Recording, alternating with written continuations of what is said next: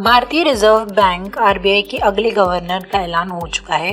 1990 के बैच के आईएएस अधिकारी संजय मल्होत्रा को नए गवर्नर के रूप में चुना गया है। मौजूदा गवर्नर शक्तिकांत दास का कार्यकाल 10 दिसंबर को समाप्त हो रहा है।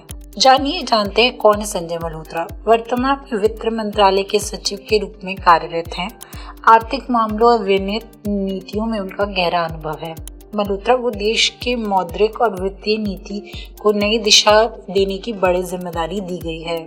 गवर्नर पद के लिए रेस में थे ये बड़े नाम: अजय सेठ आर्थिक मामलों के सचिव, आनंदा नागेश्वर मुख्य आर्थिक सलाहकार, मुकेश कुमार जैन आरबीआई के डिप्टी गवर्नर। हालांकि संजय मल्होत्रा ने सभी को पीछे छोड़ते हुए यह पद हासिल किया।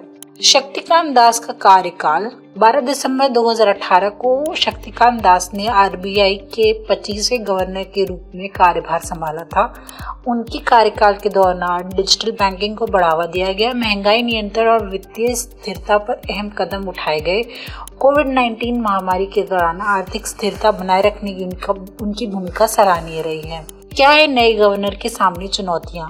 महंगाई पर नियंत्रण। देश में बढ़ती महंगाई के बीच मौद्रिक नीति को संतुलित करना, डिजिटल रुपया सीबीडीसी की सफलता सुनिश्चित करना, ग्लोबल मार्केट और घरेलू आर्थिक नीति में तालमेल बिठाना। संजय मल्होत्रा का चयन ऐसे समय में हुआ है जब देश की अर्थव्यवस्था बदलाव के दौर से गुजर रही है। उनकी विशेषज्ञता और अनुभव की है कि आरबीआई की नई नीतियों को नई दिशा देंगे और चुनौतियों का समाधान निकालेंगे। उनका कार्यकाल महंगाई नियंत्रण, डिजिटल करेंसी का विस्तार और बैंकिंग सिस्टम में पारदर्शिता लाने के लिए अहम साबित हो सकता है। साथ ही ग्लोबल अर्थव्यवस्था में उथल पुथल के बीच भी भारतीय वित्तीय स्थिरता बनाए रखना उनकी सबसे बड़ी प्राथमिकता होगी। शक्तिकांत दास के सफल कार्यकाल के बाद मल्होत्रा के सामने उच्च मापदंड है। ये देखना दिलचस्प होगा कि वे इन अपेक्षाओं के पर कैसे खरे उतरते हैं और उनके नेतृत्व में देश की मौद्रिक नीतियां नई ऊंचाइयों पर पहुंच सकती हैं या नहीं।